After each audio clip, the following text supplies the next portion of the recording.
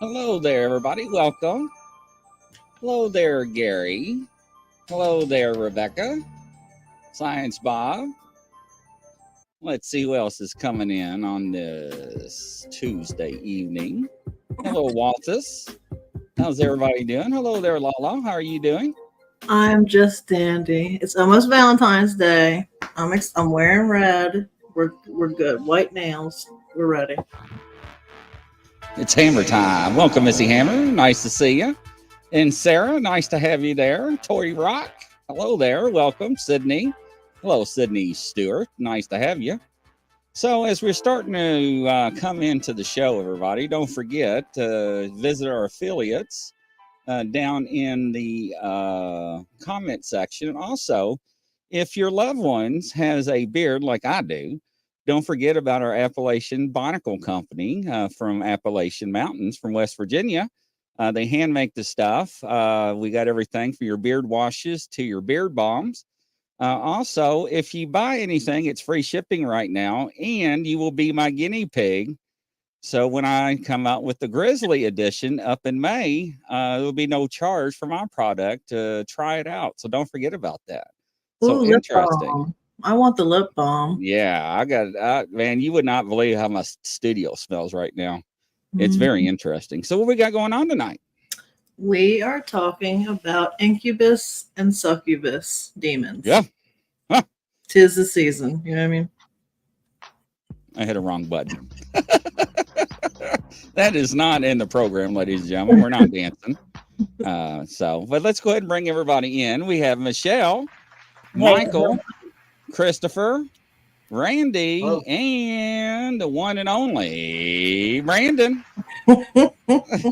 Welcome, everybody. How are y'all doing? Doing wonderful. Thank you. So awesome. So we'll start with you, Michelle. Introduce yourself. We'll go around the room and talk about you. Well, my name is Michelle. I am a demonologist and exorcist. I have been doing this for many years. I work a lot of private cases with churches, and also I help because I am a trance medium. But my mediumship's a little different. I do not give love notes, so I do apologize even with Valentine's coming up. I see stuff on the darker side. So I get called in to look at things, more negative energies, things like that, attachments. I see spirit and speak to spirit on the time, when they have actually passed. So I don't get the beautiful angelic looks. I get somebody who might have been shot or hung. I see them at that point. So everything that I do, even though I work with the light, I see nothing but the very dark. So this is going to be right up my alley. That's amazing, really. So I'm a little different. I do apologize. No, I don't. Love this. I was like, just be honest. Yeah, you're okay. You're at home on this show. So is there anything you'd like to promote or? Well, actually, if anybody wants to follow me, they can follow me on Facebook. I am working on some different little projects right now, things I can't really talk about. Okay. I did have a premiere tonight for my one show, See You in the Dark. And this is actually traveling more on the darker side of everything, from paranormal to cryptids to UFOs. We hear some of the good stuff, but there's also a lot of the bad side of it, things that I kind of deal with. And so pretty excited about that. And I've always had a bucket list. I've always wanted to do a movie, something that's demonic and thriller type of thing. So we'll be filming a film this May called Demonis. And I'm super excited because, like I said, it's been on my bucket list. So I am going to be playing Julia Reed. So, yes. Congratulations. That's awesome. Awesome. Randy, what about you? My name is Randy Veitenheimer. I go by Energy Doctor, spelled with a K. I did a series on Gaia called Quantum Effect. And one of the things I was actually trying to do was introduce to people the idea that what I call zero reality is about 99% of reality. The reality we see is very little. And it's one of those things that's been blocked in history since the 1900s of anybody like us that can basically explore that side of the universe. And so what that means is that you actually see it or interact with it, and it takes many forms. And of course, that's where we get all our history of demons, entities, spirit attachments, angels, and everything else you can encounter over there, because it's such a much bigger field of things. And there's no education out there. Like, you can't go to school and learn this stuff. Right. You just have to kind of make your way along and encounter people, like Michelle or whoever that's willing to be able to explain some of it to you. And I'm sure we've all had experiences. I've had many of involvement or connection or interactions with all these things. So I do a lot of work to clear people of these entities and spirit attachments, and also homes, businesses, things like that. And it's not exactly an exorcism so much as getting rid of the connections. So that's basically what I'm up to, is what I kind of explore when people call me and say they have problems. It's like, well, is your problem in what I call normal reality or number one reality, or are you engaged with all the forces of the universe that are on the other side of that equation? Right. And so, of course, that's tonight. That's what we're dealing with. Yeah. And most people deny it. They their programming and education says that none of this exists. That they'll talk about angels, but they don't talk about the other side, the demons. So there you go. Interesting. Thank you, Amy. Yeah. And Christopher. Yeah, hello, my name is Christopher Harmon. I'm a UFO field investigator with MUFON, an abduction counselor, paranormal investigator. I do psychic readings, viewing, healings, and influencing. I want to say hi to Rachel. Well, thank you there, kind sir. And Michael. Hello, everyone. I'm Michael. I am a paranormal investigator / podcaster. I have 3 podcast shows currently. And as LaLa said, for promotion, I have a show tonight on the energy that surrounds us with Karina Hull as my guest.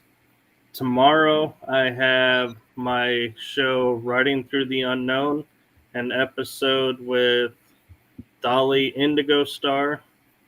And Thursday, we are finally premiering, yes, the long-awaited premiere of Paranormal Versus has come. It will be 3 o'clock now in the afternoon.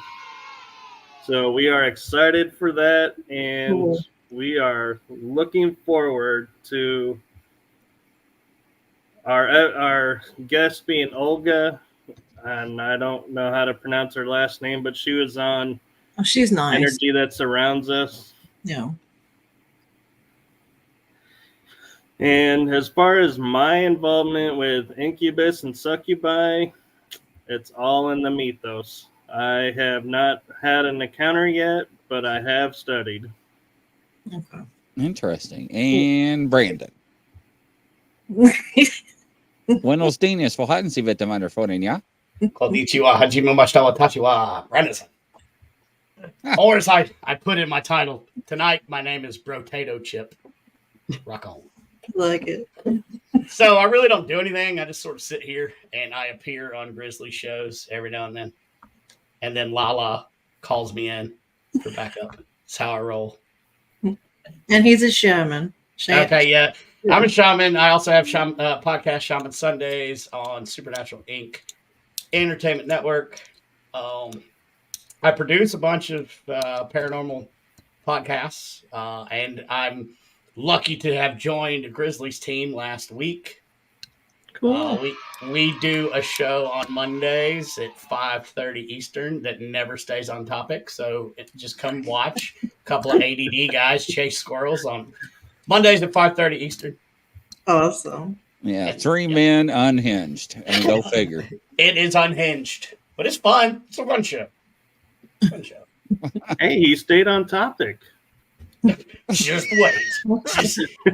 wait. I have not yet begun to defile myself. All right, so I guess the first question is, have any of you had experience with this topic? Or someone close to you have an experience? Randy, you want to go first?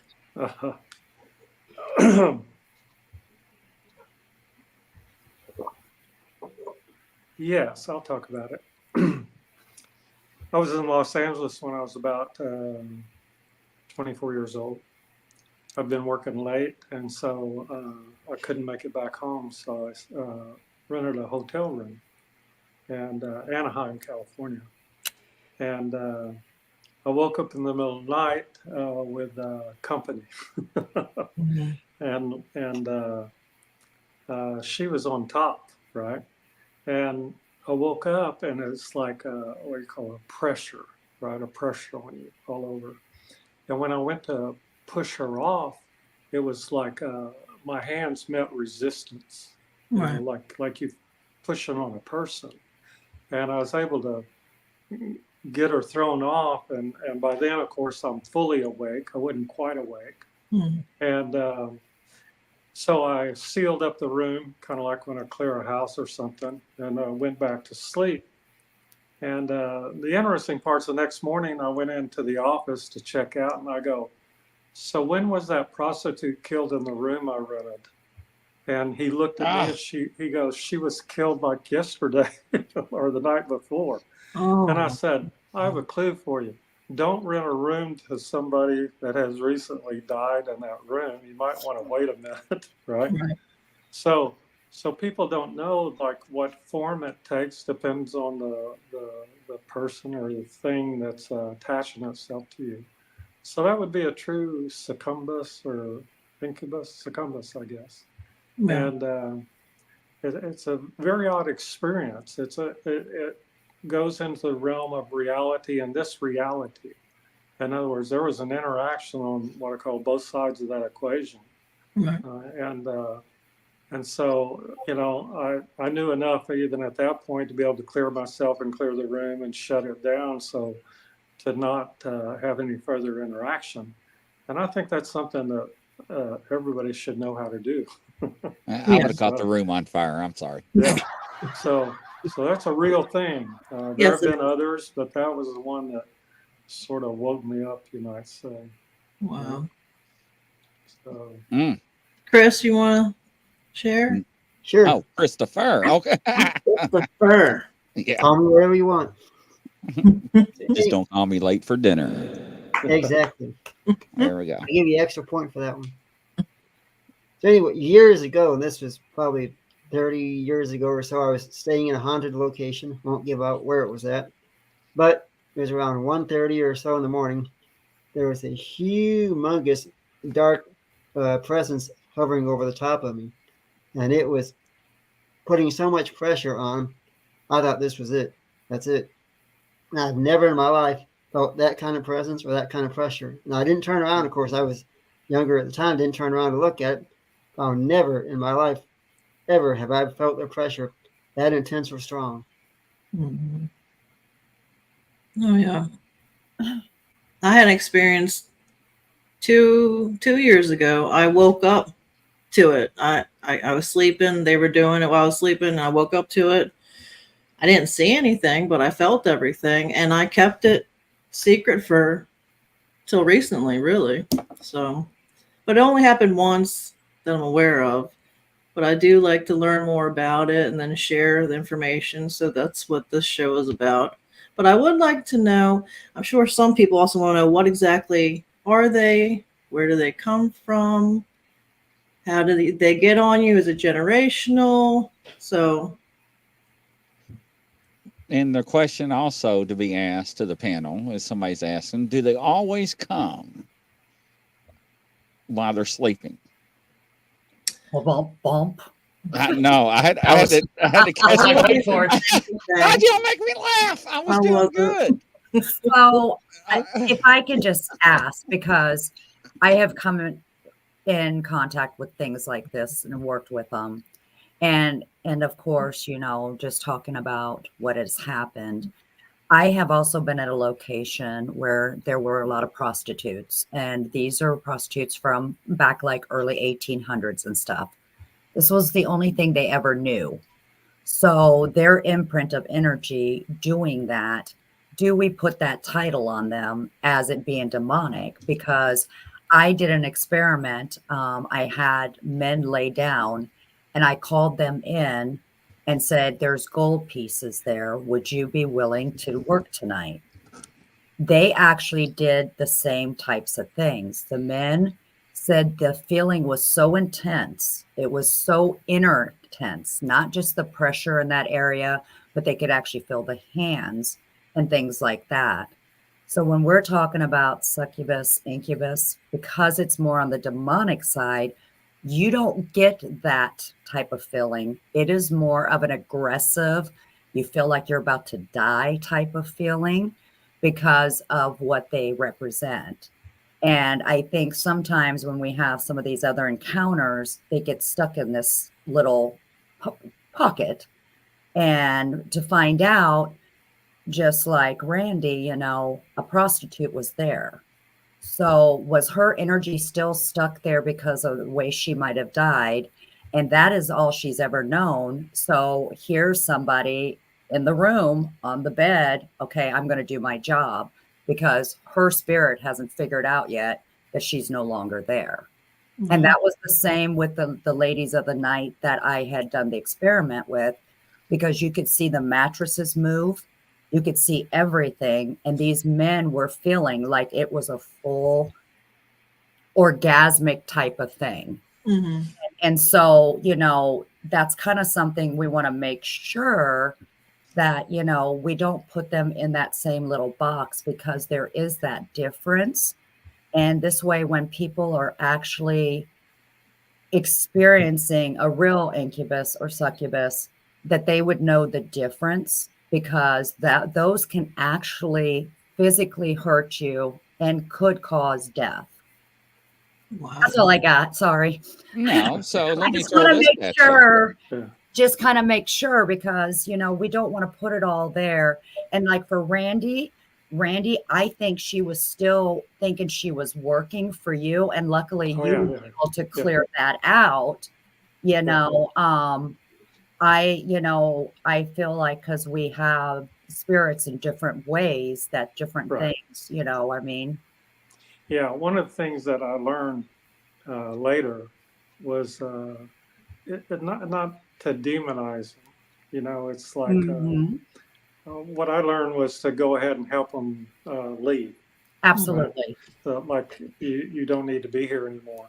Yeah. I think it's a phenomenon with animals too. People don't realize, like if say somebody shot a deer, the deer doesn't know it died physically, right? No.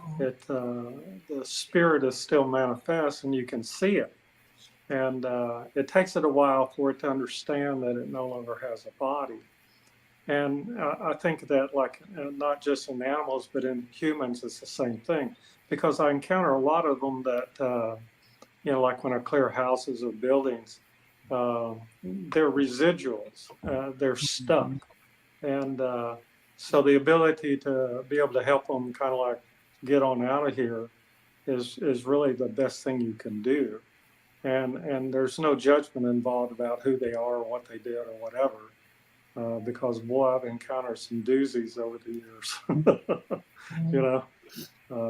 Not what you expect, but you can communicate with them too. They'll answer questions. So, Well, let me ask you all this question then. So hypothetically, right? People dream and they Right. have vivid dreams, and things happen in dreams. And yeah, what is that? it's if I can answer, I mean anybody Yeah. else, but it's called non-local consciousness. One of the things, like, we inhabit number one reality. This one we can engage our senses with. But Harvard did a study and they figured out that when you dream, you take all your senses with you, but you don't take your physical body. So everybody is over in zero reality, where everything else in the universe exists, every time they go to sleep at night or go in meditation or anything else. And when you're over there, you're going to encounter other people, places, or things, the way I'd describe it. And it's just that most of us don't have any ability to navigate that, or to remember the experiences or the conversations that occur. Mhm. So one of the things I was trying to figure out over time was kind of like a GPS system. If you go somewhere and have an experience, which you do, remember you have all your senses with you, and you bring back some memory of it. But people like Tesla and Einstein, they went to these places where they picked up information and brought it back, and they all said, "I just wrote it down in a notebook by my bed." Mhm. And I do the same thing. So I think you should be able to go there. I think somebody else should be able to go where you went. So if you had a nightmare or whatever experience, somebody else should be able to go and look at that and look at who or what you were dealing with. And of course, then find some way to figure out if that's beneficial or not beneficial to your health and well-being. And really, that's the thing to discover, because a lot of dreams, you're not dreaming with positive aspects of zero reality, the dream world, non-conscious states. So that's my idea of it. It's more of like a controlled astral projection, because that's what we're doing in sleep state. And some people have kind of mastered to control that, to be able to do what you were saying. Absolutely. Yeah, but most people, is totally uncontrolled state. Uncontrolled. Yeah, they have no sense of what they're going to encounter. I kind of teach a little program to strengthen yourself where you jump out there. Remember, you protect yourself, protect your space. That's absolutely. Intentions. Yeah, and I'm sure everybody here has mastered some form of that, or you would have gone kind of with the experiences you've gone through. And it makes it hard for other people to relate to you, by the way, right? Mhm. If you go talking about, well, I've been through several encounters, and they're like, okay, how about that football team? That's true. Anything rather than talk about these kind of aspects Right. of life, right? And yet they're common to everybody. Yeah. So. Yeah.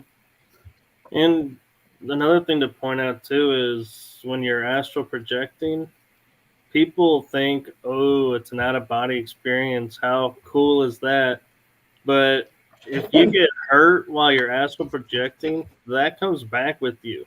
And you can actually die astral projecting if you're not careful. So it's not something to just wildly go, hey, I now can do this, and just go flip on and go wherever. Like you said, you need to be protected and need to do it safely. Yeah. Does anybody else want to jump in? I mean, I tend to be too chatty, but sorry. I was reading about video games where they apply an electric shock when you do something wrong. I think there's a little bit of that. Huh? Like the Pavlov? Yeah, like a little electric shock to your hands or whatever, and on the controller. And I was thinking about that, and I thought, well, if you venture into the wrong space or the wrong company, you should have a little electric shock to knock you back into your body. So, and maybe that does happen because people wake up really quick when they, encounter something like this. They actually use that technique in law enforcement in training, especially with edge weapons and other type of weaponry to heighten our awareness and our techniques a lot faster. I'll tell you that much. Yeah. So when I was on, so yes, I know exactly what you're talking about. Yeah, so once you get hit once, you don't want to get hit again. Right. So I have a heavy background in martial arts, and I agree with what you're saying. There's a lot there that transcends over from the physical arts into the mental and psychic, call it intuitive, better language. Right. There's a question out for everybody. From Sarah for audio listeners, it says, out of the percentages of both sides of the cases, how many clients do you all think are probably in an active relationship while this happens? And do these things get jealous? also if they're in a Yes. relationship. Yep. Yes. Guaranteed. We want to also extend a warm welcome to Ronald Murphy. Welcome. Guys, like always, I'm late to the party. I apologize. I was going to bring beer, but the store was closed when I swung by. So. Hey, don't worry. I trimmed my beard, so we're good. Yes, there we go. There we go. Perfect. I know what he said, ladies and gentlemen. I'm just razzing him a little bit. Yeah. Well, So who what are we wants to talking tackle about that? tonight, guys? We're talking about jealous succubi. Yes. And Incubus, yeah. Are they called Yeah. spiritual spouses? Is that like the term? No. Okay. I've never heard that, but they could be. I'm not sure. Okay. They do. It seems like those types of things happen more when you are in a relationship. You know, again, depending on how you're calling it or what you're doing, but a lot of times you see it. Does anybody remember the movie? I can't remember when it went out. It was called, what was it called? Entity or whatever, where the lady was constantly getting raped and tortured because this thing had her. Yeah, And yeah, and Yeah. so I remember. you were actually, so those things are real. I mean, it happens that way. If you get a case that really has one, when it happens to either male or female, because it can happen to both, I mean, they look like they are in an abusive relationship because it is that torturous, and so people talk about how they call these things in and stuff like that. I don't think you're just going to call them in. It's not like, picking up the phone, calling a boyfriend or girlfriend. It doesn't work that way. They choose you and they choose who they think they can take over. So, I think a lot of times they call other things in. And again, we always put it in the category of demons or something else. So Yeah, like the with evil, population- right? Evil looks for weak people in weakness and armor, and they will attack that. So yes, I do believe in that. Also, Brandon's got something for us to show. Here we go. I don't know if you can see it, but it was Yeah. about the spiritual spouse. Okay. So those who struggle with Organisms.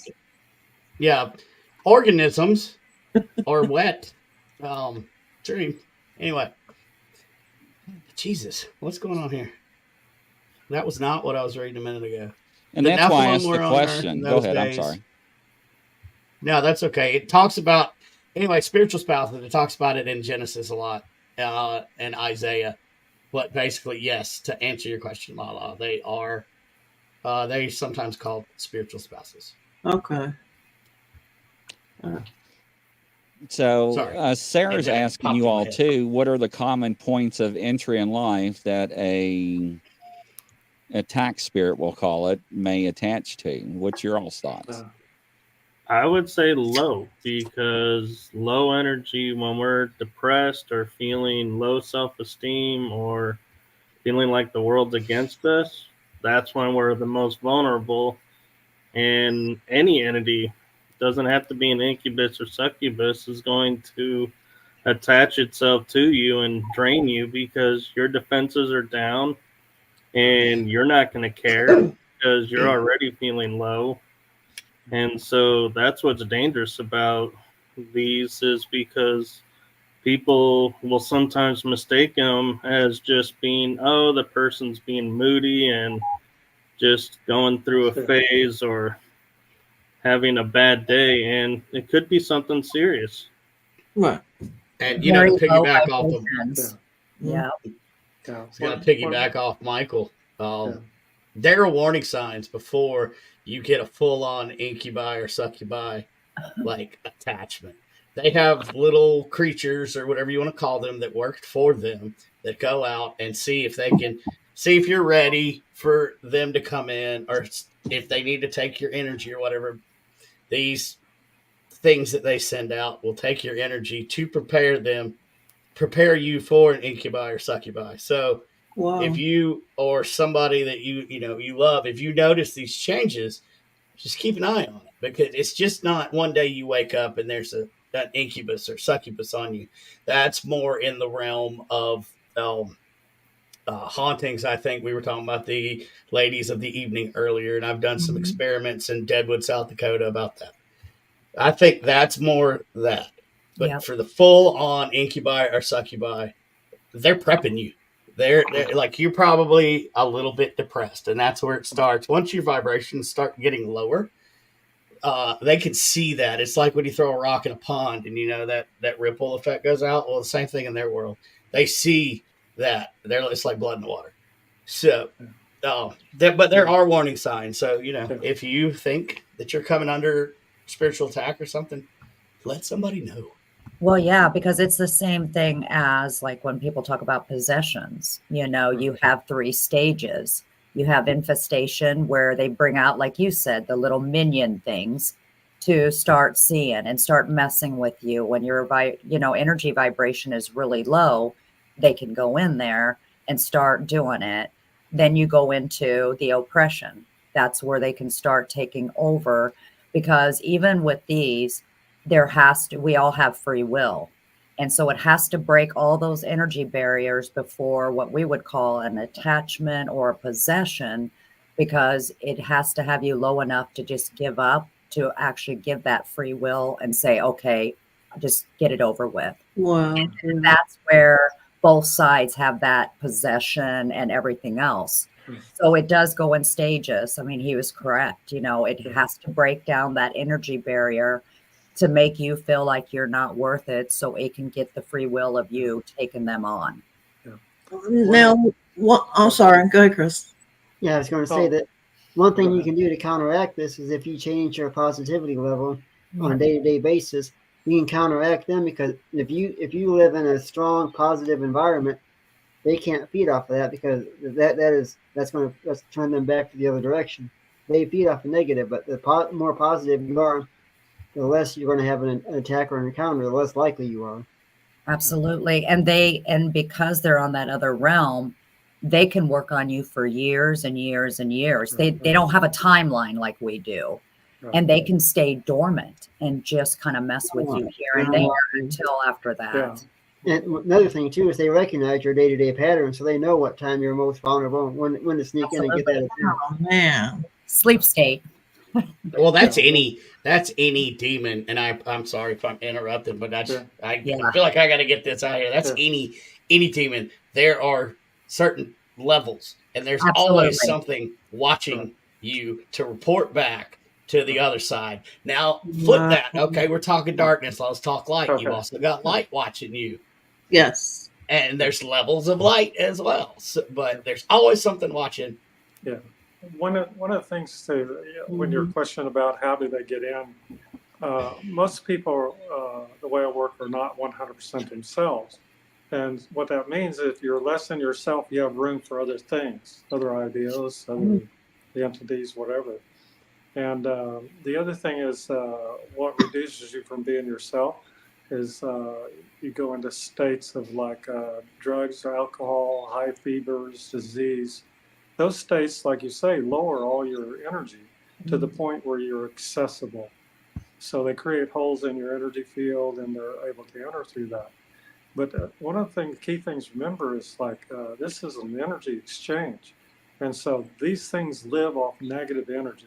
So like what you were saying about the more depressed you are, the more upset, the more negative you are, the more chances that you have some connection to something that's feeding off of that.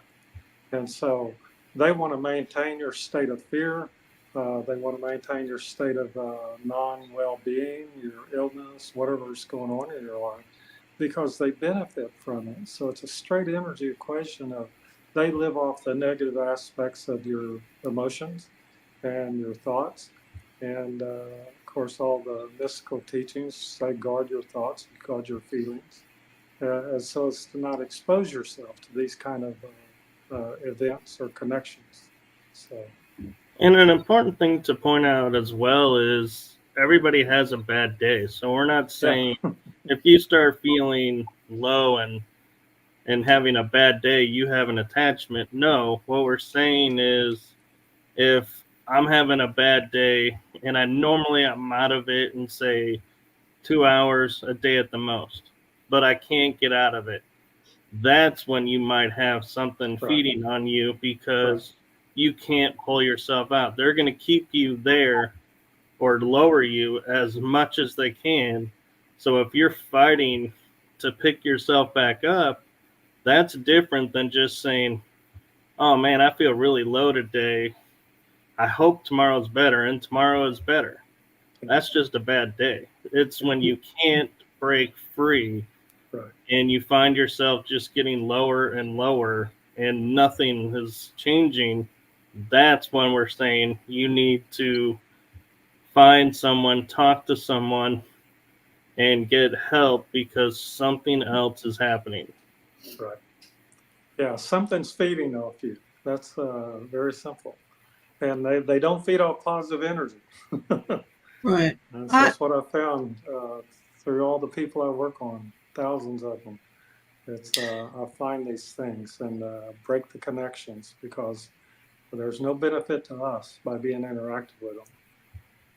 Well, that's what I was going to ask. Well, two-part question.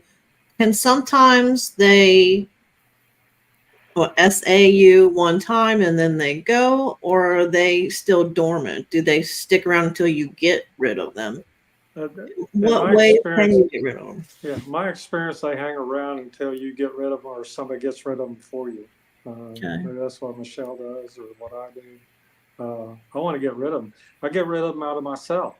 And it's like I break those connections and they find a million ways to remake those connections. It's kind of like an endless battle once you get any kind of conscious awareness of what goes on over there. And of course, the guardian is to always be joyful, you might say. Mm-hmm. It's kind of like watching Monsters, Inc. They can't stand joyfulness. Oh, God. It's like putting a against whatever they got going on. Right. And I tell people, watch Monsters, Inc. Monsters, Inc. will tell you more about what goes on in the world than anything I've seen. Yeah. It's like, they hate joyfulness as the light of the world. And all the screams and terror and insanity and fear states, they just love that. It's kind of like their realm of existence or domain or whatever you want to call it. So. Sarah comes in and asks, do you all believe that these entities are part of a dynamic hybrid life cycle? What are your all's thoughts? Before we answer that, I need to check out because I have to get ready for my show tonight. Well, thank you for coming on, Michael. It's always a pleasure. Thank you for having me. Absolutely. Yeah. And great show, guys. Thank you. See ya. So, a life cycle. It's kind of hard to say with that because, we're talking about something that's never been earthbound.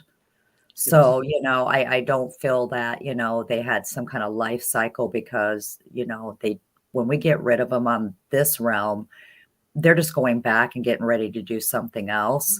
Right. So I don't think it might fall into that hybrid life cycle, and anything if we talk demons or angels or whatever, you have that hierarchy and then you have your levels. But when we're talking about things that have never been earthbound, there's never been a soul or anything in those. So I don't think that would be, if I'm reading that question correctly, I don't think it's part of a life cycle. And Michelle, when you say earthbound, you are referring to never being human. Absolutely. Yes. Absolutely. I just want to clear that for the audience. Yeah, I agree. And on that demon hybrid, I was as far as demon hybrid thing goes. No, I don't think that's with that. I think that's already happened once. I don't know that that's going to happen again. It's just personal opinion. Mm-hmm. But what is interesting as we look into the world of the succubus, or the incubus as well too, we see a bleed over into a lot of other paranormal phenomenon, such as alien abductions. A lot of people experience the exact same thing whenever they are describing an experiencer state, right? And that, I think, is where the idea of hybridization comes from. This idea that they are being abducted by what seems to be an incubus, because after a while they are actually becoming, impregnated by something that is foreign to them, and then they can produce some sort of offspring, or so the trope goes in current UFO, tells. But I think that that's also a pertinent thing, because we talk about incubuses and succubuses. This is something that's been going on since the very beginning, right? Whether we can blame sleep paralysis, or it's alien abductions, or it's demons, or whatever the case may be, we really have to kind of look at the psychology of what's going on here.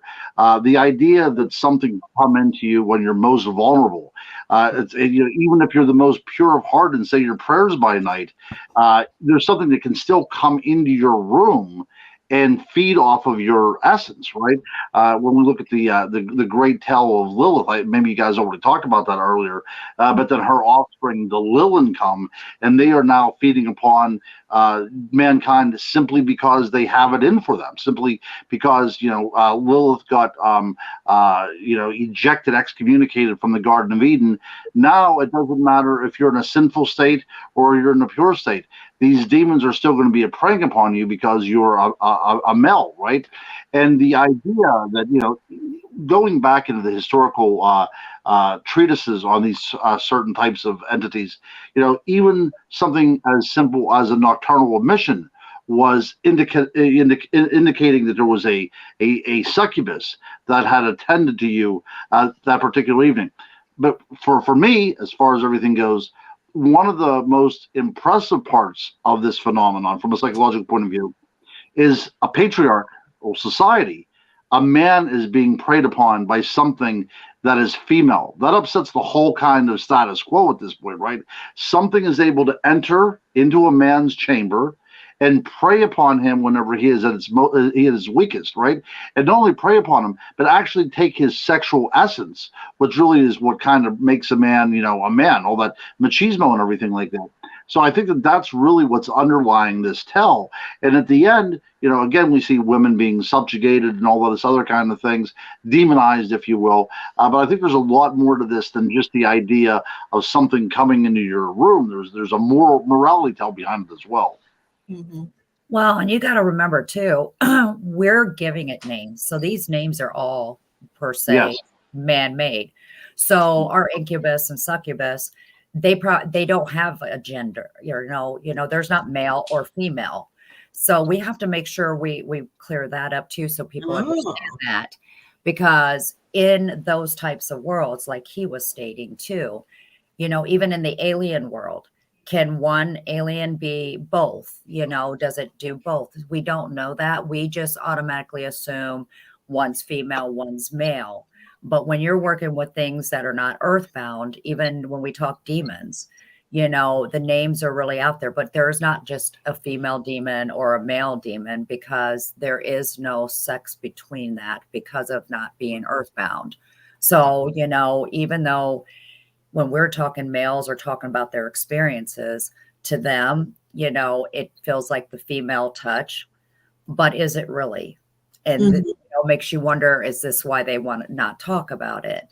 And, when if you're really getting into that darker side or whatever part of it is, we have to make sure, this is our saying, well, this was a female one, or this was a male one, or this was that. They're not. They could be both. They could be neither. So I like to use the example of the movie Hellraiser. So all the Cenobites, they are neither male nor female. They're neither good nor evil. They just are. Correct. And now they're being led by Leviathan. Obviously, that's where the evil comes in. But the Cenobites themselves are neither. So that's kind of how I explain that succubus and incubus. I mean, could be the same thing. I mean, because they play neither role, or they can play both. It Absolutely. makes it more creepy. Now I'm thinking about it. Great. I'm just going to imagine them in my Hey, room. that's all right. Stuff is flying in the studio. If you didn't see me I about was wondering jump what you out of were my doing. yeah, I had to mute myself. I was like, what the hell? I can open the puzzle box if you want me to. My brother's got that tattoo on his damn chest, ladies and gentlemen. I'm getting No mine idea. tattooed with a gnome in the middle. Anyway, But Yeah. Sarah comes in and says, no, she's referring to Nephilim. And I'm going to say this. Nephilim is not what we're talking about. That is a different race, different subject, different whatever. And that's a different topic. I'm just saying. I just want to clarify that for Sarah. So I wanted to he say said something about the Cinnabons. hybrids. Yeah, go ahead. One of the things everybody talks about hybrids as a physicality. But if you think about the merging of your own consciousness when you're out of the body, and with something, say from the other zero reality, is we create what's called a thought form, and the amount of energy goes into it can create something that has presence in our world. And so when you sense a ghost or entities come as you're sensing another presence that's non-local and non-physical, but it approaches physicality, that so much so that we're interacting with it. And at that point, you've got hold of something, or something's got hold of you. And to me, that's when you enter the realm of things that we call succubus and incumbus, but also they're the same thing as the hybrids that a lot of the UFO and alien people talk about. You're encountering something that's been created. And if it's been created, then in my idea, it's been created through both human and non-human consciousness. Okay. Well, and we have to remember too, we can also self-manifest our own demons. Oh yeah. And those can also be our incubus and succubus. I call that too. marriage, but that's But definitely my first marriage. But we have to remember that too, because there are people, when we're talking attachments and things, sometimes those attachments are self-manifested. And those self-manifestations can also, they become, and they create a life for them. So this life form can also take on these different types of what we would call demonic type of, oppression. And, and that's something you have to look at. And you can have that, self-manifestation also do a lot of this kind of stuff too. So, when we're talking about these, there are so many variables that can make these things happen. So honestly, we can't put those two just in a box, because those two could, everybody's kind of said it on the panel, it can be all different dimensionals, and so I think it's just because, just like man-made, they say you ask Jesus into your heart, like you're asking permission. Well, with demons, if you look at it, the devil and them were told you can take all the human forms, you can shake them around like a rag doll, you can mistreat them, you can do whatever you want, but you can't never have their souls. They have to freely give it to you. And that's where all these incubus and succubus come in, because that's what they're trying to do. Get it where you actually will free will your soul. Wow. Yes, absolutely. Well, Cindy asked too. Go ahead, Christopher, then I'll answer Cindy's question. You were saying earlier, I am a victim of when I was a child. I had so much fear that my fear manifested itself into my own haunting. And I had to physically change my attitude and style to get rid of that. Oh yeah, it's absolutely true. Absolutely true. So Cindy's asking everybody on the panel, can we manifest angels? You can call upon angels, and you can call upon your spirit guides. What are your all's takes?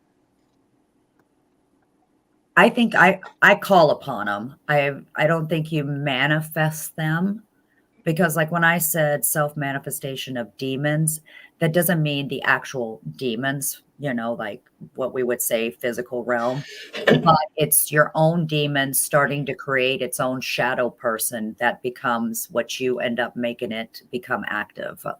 So And I would say, no, you cannot manifest your own angel nor demon because neither one of them answer to you. You can manifest how you feel, your protections, and stuff that you can control. But when it comes to those realms, they don't answer to you. So that I think that that's how that works. I think you can manifest a demeanor that would be more conducive for angelic activity to come to you. But as far as manifesting a divine being, I don't think that's a possibility either. No, you can't. It would take a lot of work. But you can definitely prepare yourself. Right. The whole thing with Lent coming up, the idea of being able to prepare yourself for the interaction with the divine is something that's very real. Mm-hmm. Yeah.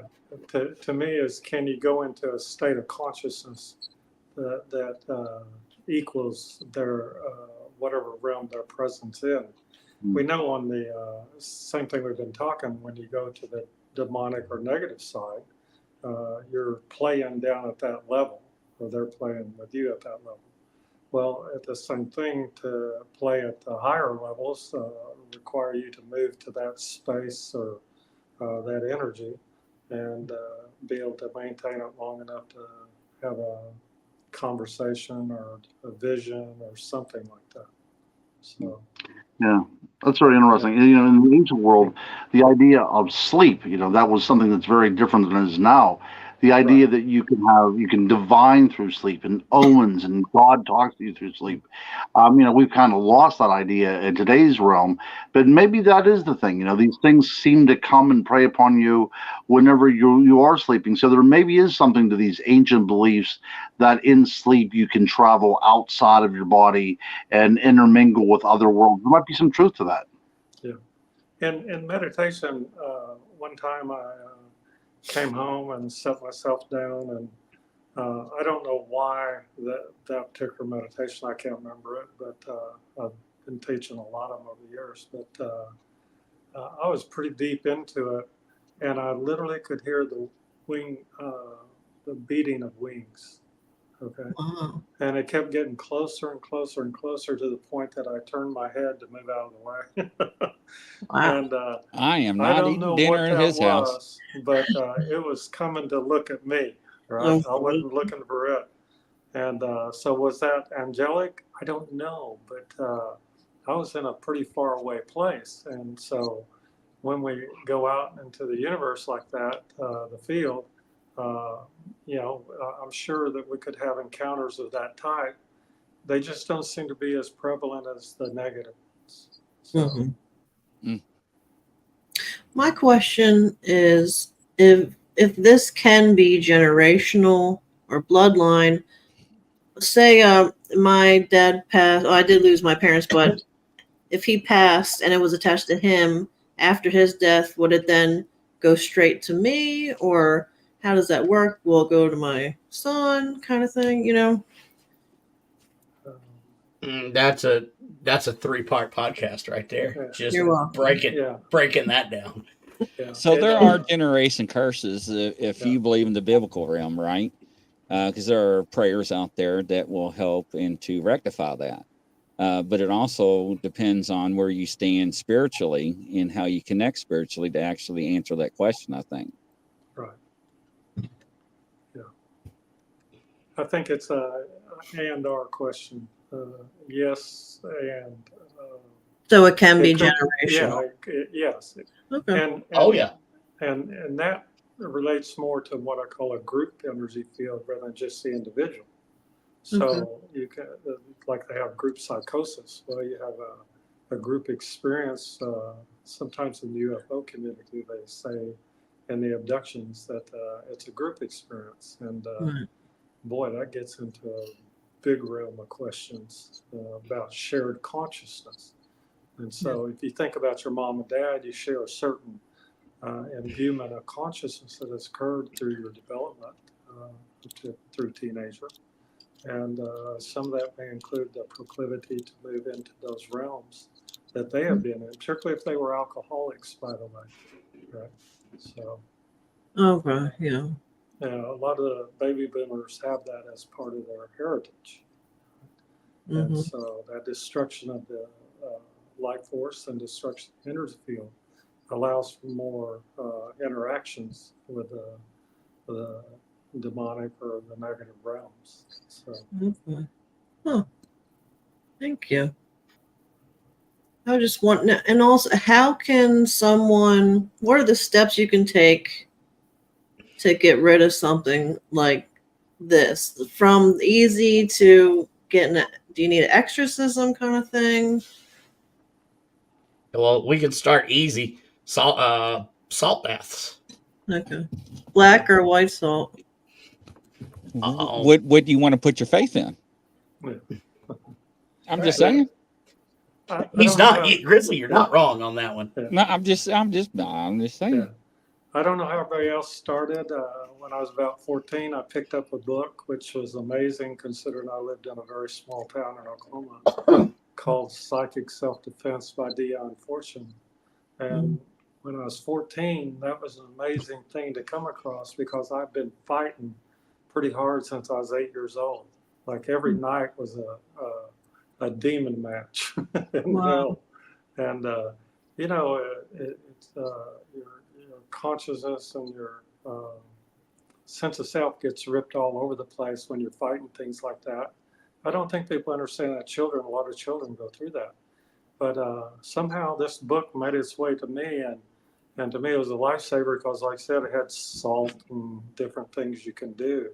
And I began practicing those at 14 years old as a way to defend myself. And I think that most people don't have of course, you can't go to school or college or talk to anybody about this to any great degree.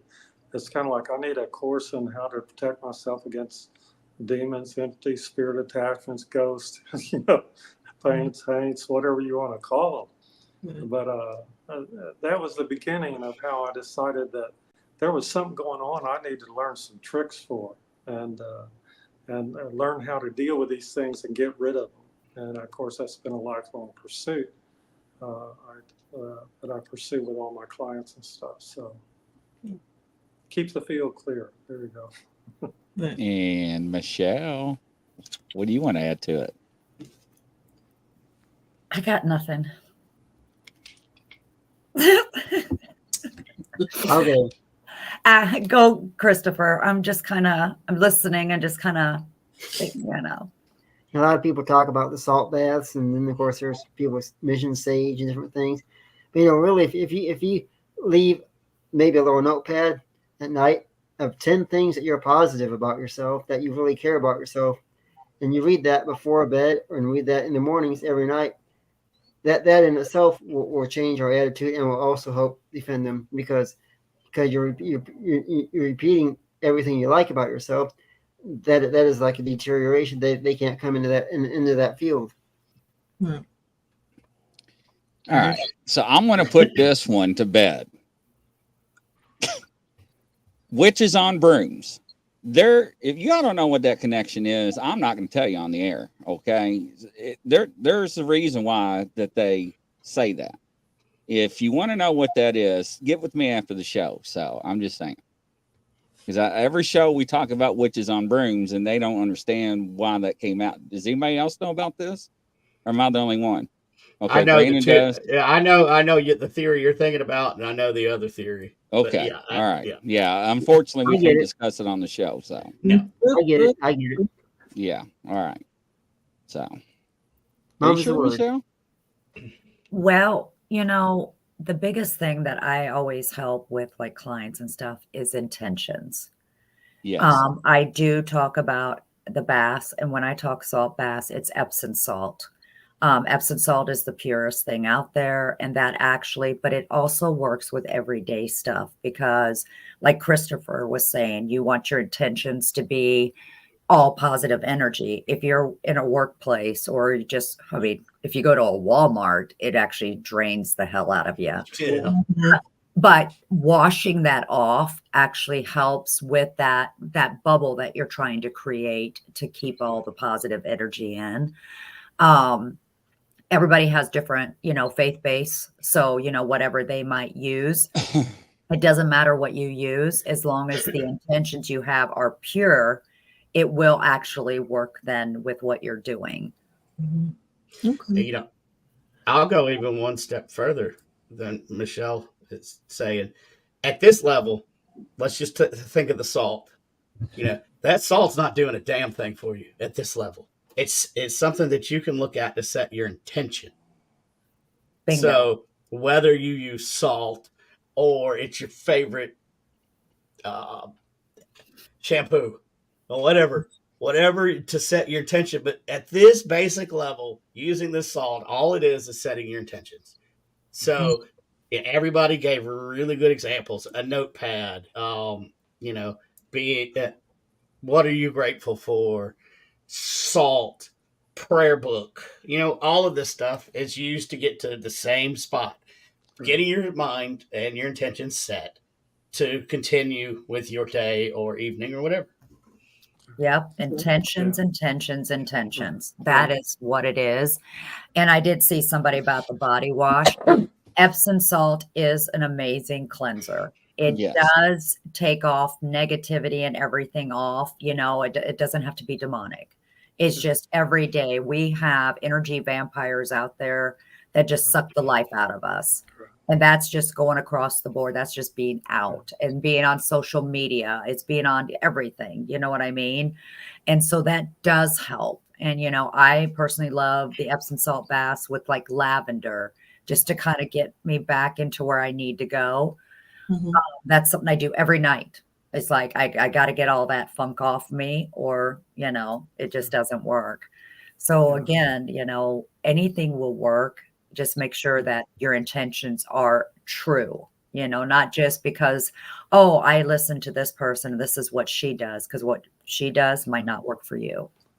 Right. I'm Native American, and we use like sage, and it's not just lighting sage and leaving it in a room.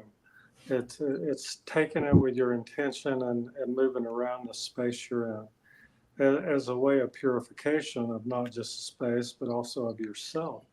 And, people, that's been around for 10,000 years, that there was some knowledge of a need to purify your space and also yourself as to be in opposition to that which is negative or entities. And of course, we have all kinds of mythology that involves all that, and the reasons that we need to do that.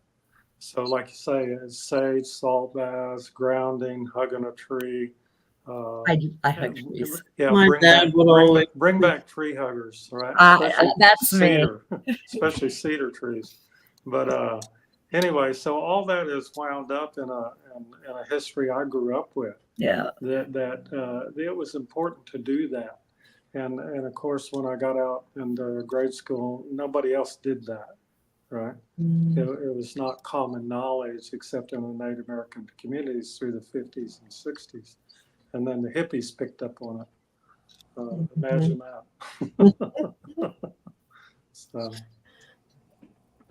So all right, it's almost time, but I do want to ask one more question. I'm wondering why do they go after sexual energy? What is special about that to them? Dominance. Okay. Control. Yeah. It's control, because you can't control any of it. It's the dominant part of it. Look, I'm stronger than you. Okay. Well, it's also the highest emotional energy you can generally create. Okay. That's why it creates an emotional bond. It creates a memory bond. Okay.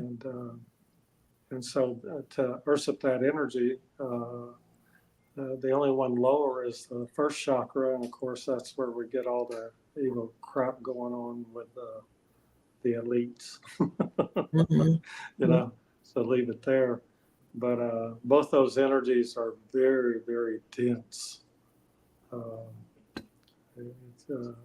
You don't get the same amount of density at the heart level for most people, or at the throat level, The energy is just not as strong there.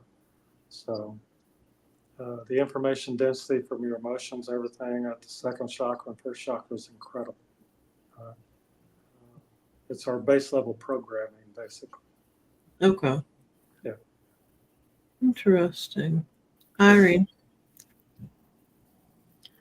Well, do you guys want anything else before we go? I concur. I agree.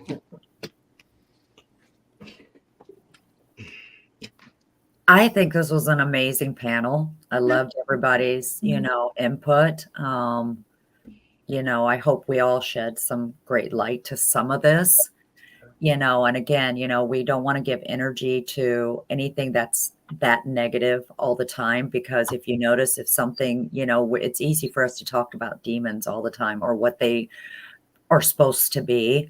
But also remember that your intentions can also bring that light. And that light will also protect you, because you can ask the light to protect you even while you're sleeping, and it can put a barrier, or you can call on your ancestors to help you. So there are those things. But I thought this panel was amazing, and thank you for inviting me. And it's been great meeting all of you. So yeah, thank you. Thank you. So you want to go around and tell everybody where to follow you and find you and go from there? Well, you guys can go to my Facebook page. It's Michelle Roos, REUSS. I also am the founder of Riverside, Iowa Paranormal, so you can also find our page there. And just I keep everybody updated what's going on. Again, we do take a lot of cases. They always are free of charge. We do not charge any families that are in need of anything like this. Wow.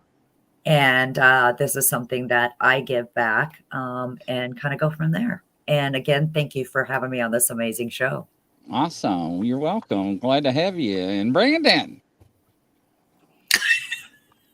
Action. Sorry, I was on my Facebook trying to add Michelle. Sorry about that. Oh, what am I doing? Oh, we're at the end. So you can find me on all the social medias at Shaman Sundays. My personal page, Brandon Cooper. You'll know it because it's me in front of a big bonfire. Watch my show, Shaman Sundays, every Sunday at 9 p.m. Eastern on Supernatural Inc. Network. I'm tweaking the show a little bit. Like I'm having, instead of just paranormal, like the other night I had a retired former high-level CIA operative on there, and we were talking about the war and stuff. So you never know what you're going to get. Interesting. And Randy? You can find me at Randy Veitenheimer, or Energy Doctor, ENERGYDOKTOR.com is my email. And you can find me on Facebook and YouTube and all that other stuff. I have videos out there, and people are welcome to watch them and hopefully benefit from them, because I deal with how you wield energy and have your own and be yourself. And I think that's the best gift to the world. So I appreciate being able to be on the panel, and thank you for being able to meet everybody. It's always fun to find people you can talk to and kind of like not be laughed out of the room. Yeah, absolutely. And that's all changing, but it's just slow. So anyway, I'm always open to asking. I'm always open to answering questions, and so peace and goodwill to everybody. How's that? Wonderful. And Christopher? Yeah, my laptop's just about dead. We'll see if I can get through this. My Facebook page is Chris Harmon Crappie King. You can also find me on YouTube at SWPI Pekin. That's our paranormal show. You can watch everything there. You can also find me on Instagram and MUFON.com, and look us up and file a report if you see a UFO. File a report. We'd love to hear from you. Absolutely. Don't forget, ladies and gentlemen, this is brought to you by Honey Shot. That's right, beard and stash wash. Grab it while you can. It's in stock, only $12 plus shipping. Dark Eyes, Tobacco Bay Leaf, Rugged Leather, and Perfect Gentleman. And thank you for everybody for joining the show tonight. It's been a wonderful panel. And from coast to coast and around the world, ladies and gentlemen, good night. We'll catch you on the next show. Bye-bye. Bye-bye.